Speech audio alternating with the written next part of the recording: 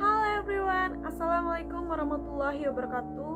Perkenalkan, nama saya Puput Mahana Putri. Saya mahasiswa gizi semester 2 di Universitas Islam Al-Ihya Kuningan. Adanya saya di sini, saya akan sedikit mereview materi pertemuan kedua dan ketiga dalam mata kuliah Sosio-Antropologi Kesehatan dengan dosen pengampu Ibu Esi Julpiani SPSI MHK dengan judul Kebudayaan, Unsur Kebudayaan dan Nilai Budaya dalam Masyarakat. Untuk mempercepat waktu, langsung saja ke videonya.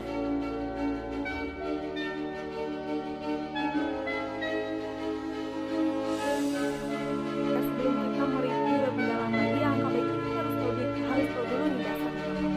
Kata kebudayaan berasal dari bahasa Sanskerta, yaitu budaya, yang merupakan bentuk jamak dari budi, yang artinya itu budi atau akal. Kebudayaan diartikan sebagai hal-hal yang bersangkutan dengan budi atau akal itu. Kebudayaan menurut para ahli. Jadi kebudayaan menurut PBT 1871 itu suatu kompleks yang mencakup pengetahuan, kepercayaan, adat istiadat, moral, kemampuan-kemampuan serta kebiasaan-kebiasaan yang didapatkan oleh manusia sebagai anggota masyarakat itu sendiri. Jadi suatu kebiasaan itu habit dan kemampuan, kepercayaan, kesenian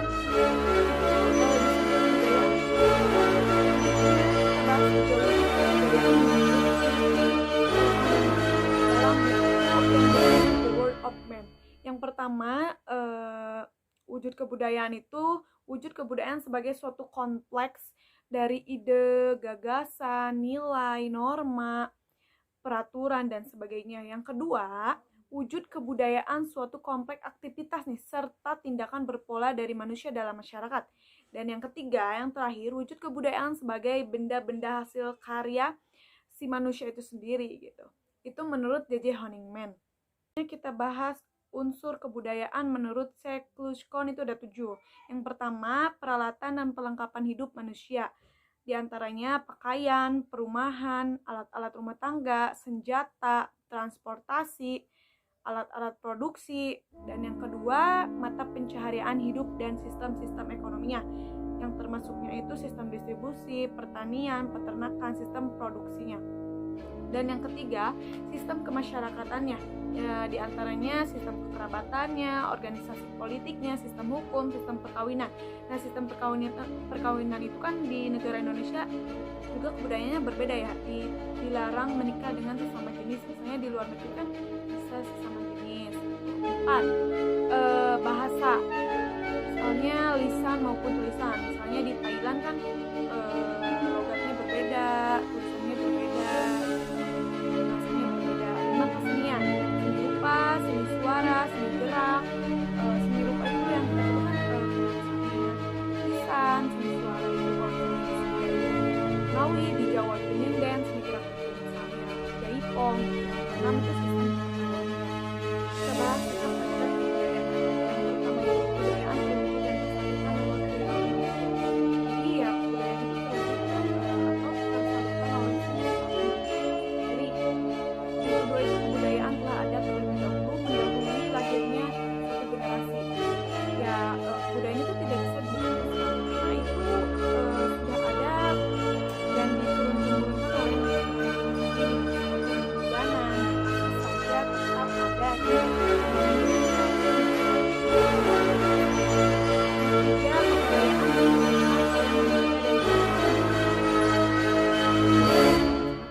dan ya diwujudkannya tetap oleh manusianya dengan tingkah lakunya gitu. Yang keempat, kebudayaan mencakup aturan-aturan yang berisikan kewajiban-kewajiban, tindakan-tindakan yang diterima dan ditolak. Nah, itu tuh contohnya misalnya negara kita itu tidak memiliki kebudayaan preset. Berbeda dengan kebudayaan negara lain. Preset itu sangat dibolehkan gitu, legal. Berbeda di negara kita itu. Kita bahas kepribadian dan kebudayaan. Yang pertama, kebudayaan khusus atas dasar faktor kedaerahan. Maksudnya kayak contohnya saya kan sukunya Sunda. Biasanya saya tinggal di daerah Sunda, di daerah Kuningan. Saya pernah berpengalaman tinggal di Jakarta. Nah, itu budayanya itu berbeda. Di sana itu budayanya lebih keras. Saya pernah mengalami culture shock.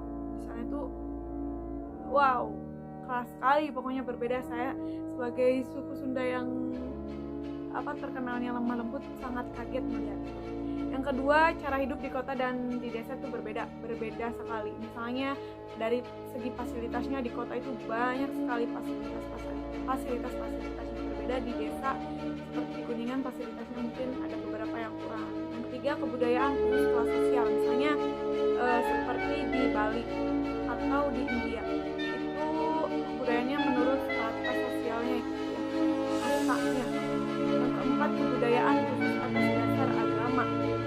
atas dasar agama, mungkin di sini sudah paham. Yang kelima, kebudayaan berdasarkan profesi, misalnya dokter, tentara, itu memiliki etika yang berbeda-beda.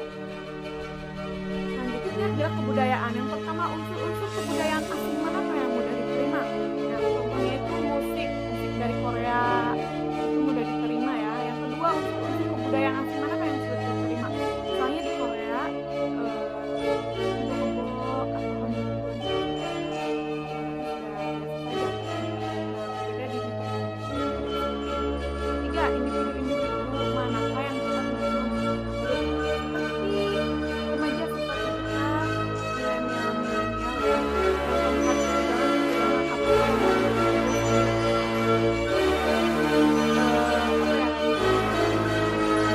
milenial yang melambat untuk diterima gitu. Selanjutnya, definisi nilai budaya menurut Kunzaningrat dalam Horisito 2012. Nilai budaya merupakan nilai yang terdiri atas konsepsi-konsepsi yang hidup dalam alam pikiran sebagian besar warga masyarakat dalam hal-hal yang mereka anggap amat mulia gitu. Selanjutnya, tujuan nilai budaya. Nilai budaya memiliki beberapa tujuan berdasarkan pada fungsi dalam kehidupan bermasyarakat. Di antaranya yang pertama, sebagai salah satu pedoman bagi perilaku manusia di masyarakat. Yang kedua, sebagai faktor pendorong munculnya pola berpikir masyarakat. Yang ketiga, sebagai salah satu sumber tatanan cara berperilaku yang cukup penting, misalnya hukum, adat, kebiasaan, dan aturan mengenai sopan santun. Misalnya kayak sebagai salah satu pedoman, misalnya nih, di negara kita memiliki budaya kayak gak boleh duduk di depan pintu nanti apa, dan itu tuh kan jadikan pedoman gitu, dilakukan gitu ya, jadi suatu patokannya. Ini karakteristik nilai budaya. Yang pertama, nilai budaya bukan merupakan bawaan dari lahir, melainkan sesuatu yang perlu dipelajari. Yang kedua, nilai budaya bisa diwariskan dari satu orang ke orang lainnya atau dari suatu kelompok ke kelompok lainnya, bahkan bisa diwariskan pula antar generasi manusia. Yang ketiga, nilai budaya memiliki simbol yang menjadi ciri khas si budaya itu. Misalnya budaya yang perlu dipelajari, misalnya tarian itu sebuah budaya, dan nilai budaya itu diwariskan betul, karena budaya itu diwariskan dari moyang, dari generasi ke generasi. Nilai budaya juga memiliki simbol yang menjadi ciri khas kebudayaan.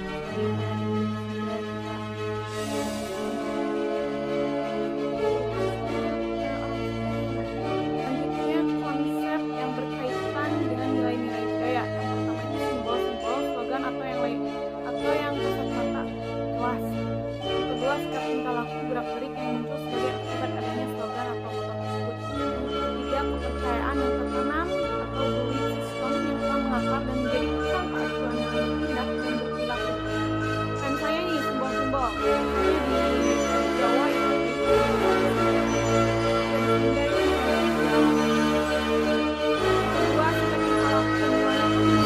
sikap tingkah lakunya tuh lebih lembut, berbeda di Jawa itu lebih, atau di Jakarta lebih tegas gitu kan. Yang ketiga, kepercayaan yang tertanam gitu, seperti misalnya pamali, kalau misalnya ngomong atau siul-siul pada maghrib gitu.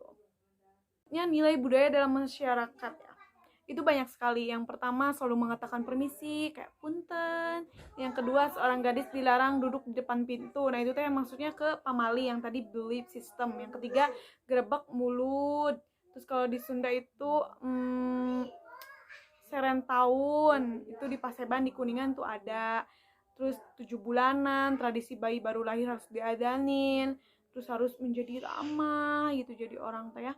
Terus saling toleransi, mudik di hari raya Idul Fitri, makan nasi bagi orang Indonesia itu belum makan. Nah itu tuh suatu kebudayaan di Indonesia ya.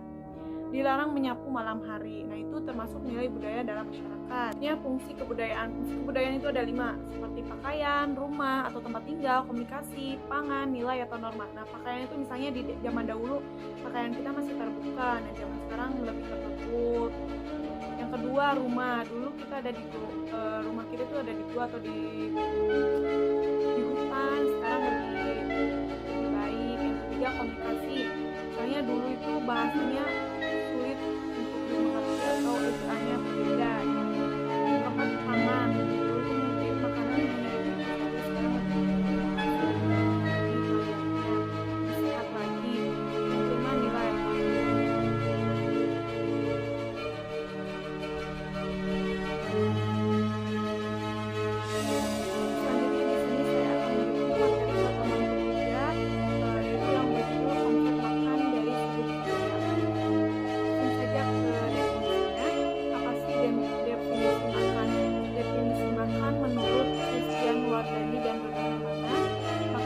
Kebutuhan pokok untuk hidup dan berbagi. Menurut Henry Locke ini, makan adalah sesuatu yang harus dijalani manusia dan merupakan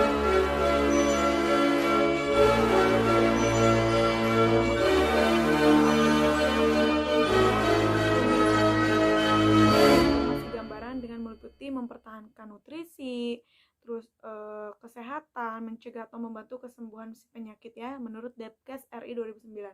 Nah, pola makan juga memiliki 3 komponen gitu. Yang pertama, jenis makanan, frekuensi makanan, jumlah makanan. Nah, jenis makanan itu misalnya kayak karbohidrat di nasi, protein di ikan. Frekuensi makanan itu misalnya makan malam, makan siang, makan sore. Terus jumlah makanan itu maksudnya jumlah si makanan itu banyak atau sedikit gitu ya. Terus di sini juga ada faktor yang mempengaruhi pola makan. Yang pertama, faktor ekonomi. Pemilihan suatu bahan makanan lebih didasarkan dalam pertimbangan selera dibandingkan aspek gizi gitu. Ketika faktor ekonominya rendah, mungkin yang penting kita makan daripada kita memilih-milih yang bergizi. Yang penting kita makan dulu gitu ya. Yang kedua, faktor sosiobudaya. Dalam budaya mempunyai suatu cara bentuk macam pola makan, seperti dimakan, bagaimana pengolahannya, persiapannya, penyajian. Berbeda-beda gitu. Kalau misalnya di Jawa kan makanan lebih manis, ketika di Sunda lebih gurih gitu ya. Terus yang ketiga, agama. Suatu cara makan dengan diawali berdoa sebelum makan, dengan diawali makan menggunakan tangan kanan. Di agama kan kayak di agama Islam tidak boleh memakan babi misalnya, harus diawali dengan berdoa menggunakan tangan kanan gitu kan kalau makan. Terus pendidikan, suatu pengetahuan yang dipelajari dengan berpengaruh terhadap pemilihan bahan makanan. Yang misalnya kita berpendidikan yang punya pengetahuan, kita akan lebih cenderung memilih makanan itu yang ingredientsnya bagus.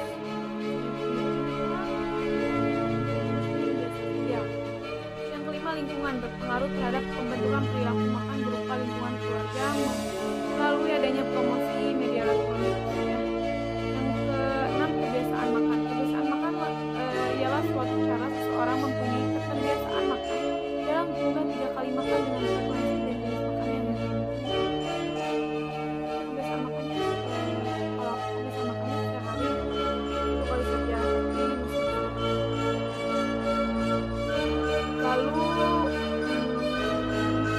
lalu pola makan seimbang.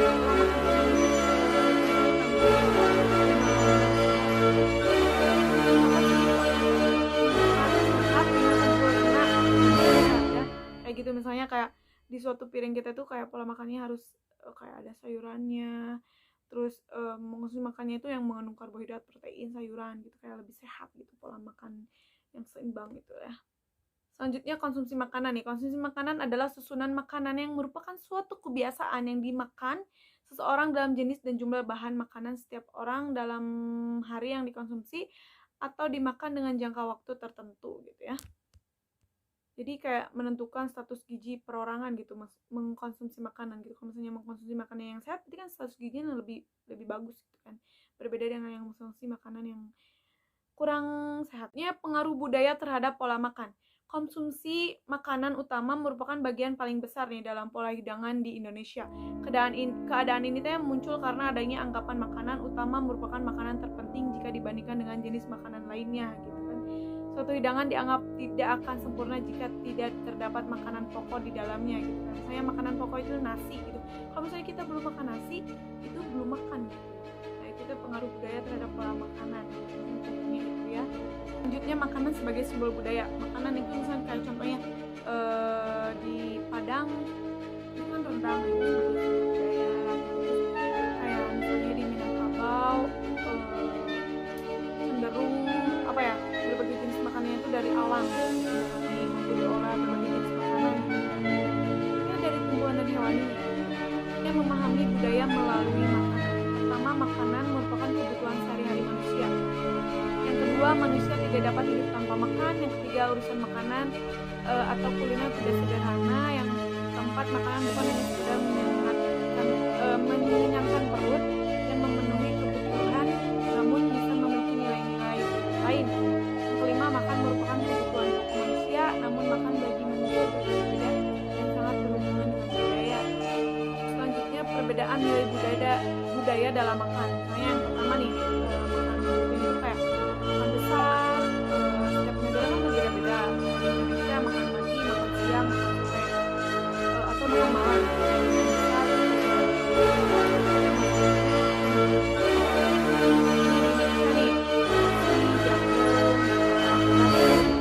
Gandum atau roti, keju gitu-gitu ya. Yang kedua, makan Indonesia dan Arab Saudi berbeda sekali. Yang ketiga, Cina makannya lebih cenderung memakai sumpit gitu kan. Terus kayak kalau misalnya di Sunda memakai tangan gitu lebih enak. Terus kayak di Arab menjilat tangan sehabis makan, sunnah Nabi. Terus di Indonesia kayak makannya harus bersila. Kalau misalnya di Arab Saudi tuh mengangkat satu kaki gitu tuh, kayak itu perbedaan nilai budaya gitu ya. Terus kayak misalnya di negara lain minum bir itu boleh untuk menghangatkan si tubuh gitu ya. Kalau misalnya di Arab Saudi dan di Indonesia itu kan tidak boleh ya. Gitu. Ya makanan dan larangan kayak misalnya apa ya, kayak makanan dan larangan itu bukan jijik dan tidak jijiknya gitu. Kayak misalnya contoh kayak bekicot di negara Indonesia kan menjijikan ya, kayak menjijikan, berbeda di negara Prancis. Nah, si bekicot itu bahasa Inggrisnya apa aku lupa. Itu tuh makanan yang mahal gitu. Misalnya selanjutnya kayak orang barat menganggap jeroan itu sebagai makanan anjing, tapi di Indonesia itu makanan yang paling enak sekali gitu. Terus daging ular, buaya, landak, cacing bagi sebagian orang jijik, namun ada juga yang memakannya gitu. Misalnya di negara ya, di Bali makan sapi itu haram karena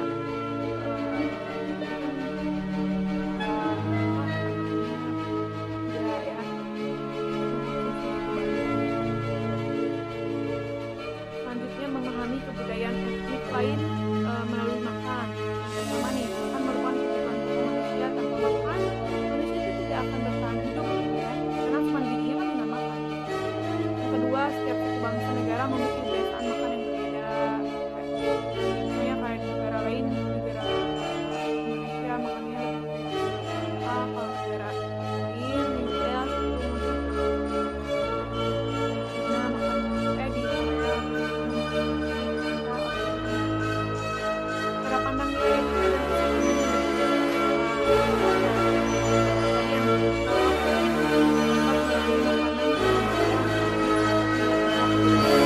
berbeda gitu. Kayak misalnya budaya Indonesia aja kayak Jawa dan Sunda kan itu berbeda ya kan. Kayak makan sagu di Papua, lalapan di Sunda gitu ya. Lawar dari Bali kalau nggak salah.